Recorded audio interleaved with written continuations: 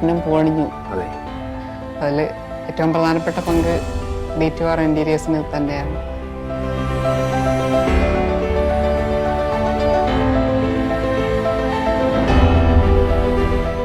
ഞാൻ പോലീസിൽ വർക്ക് ചെയ്യാം, അദ്ദേഹം KSFലാണ്.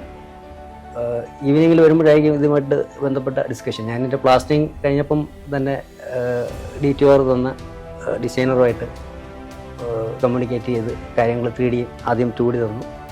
3Dയുടെ കാര്യങ്ങളൊക്കെ ചർച്ചയുണ്ടായിരുന്നു. അപ്പം വൈകുന്നേരങ്ങളിൽ ഞങ്ങൾ വന്നിരുന്നിട്ടാണ് എന്തെങ്കിലും ഒരു പുതിയ കാര്യങ്ങൾ ഒരു ഐഡിയ വരുന്നത്. അപ്പം തന്നെ ഞാൻ നമ്മുടെ ഡിസൈനറുമായിട്ട് കമ്മ്യൂണിക്കേറ്റ് ചെയ്യുമ്പം വളരെ ഏത് ടൈമിലായാലും വളരെ പ്രസൻ്റായിട്ട് നല്ല ഇതാണെന്നുണ്ടെങ്കിൽ നമുക്കത് ചെയ്യാം. അതല്ല ഒരു ക്രിട്ടിക്കൽ ഇതാണെന്നുണ്ടെങ്കിൽ ഏരിയ ആണെന്നുണ്ടെങ്കിൽ അത് പറ്റത്തില്ല, അത് വേണ്ട സാർ എന്ന് പറയുകയും വളരെ ഏത് ടൈമിലായാലും അതാണ് സമയങ്ങളിൽ തന്ന ഓരോ നിർദ്ദേശങ്ങളും നമ്മുടെ ഓരോ ഭാഗത്തെയും വളരെ ഭംഗിയാക്കി എന്നുള്ളതാണ്.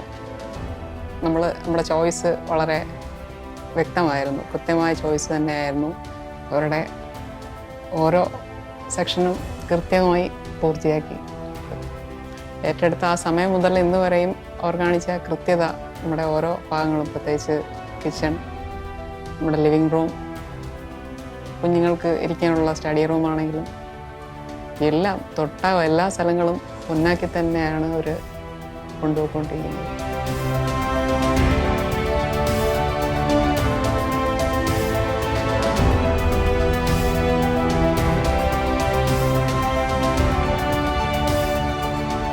ഇടയ്ക്കുള്ള ഫീൽഡ് വിസിറ്റിന് വന്നപ്പോഴായാലും മാറ്റം വരുത്തേണ്ട ഭാഗങ്ങളെല്ലാം കൃത്യതയോടുകൂടി തന്നെ അവർ ആ ഉത്തരവാദിത്വം ഏറ്റെടുത്തു.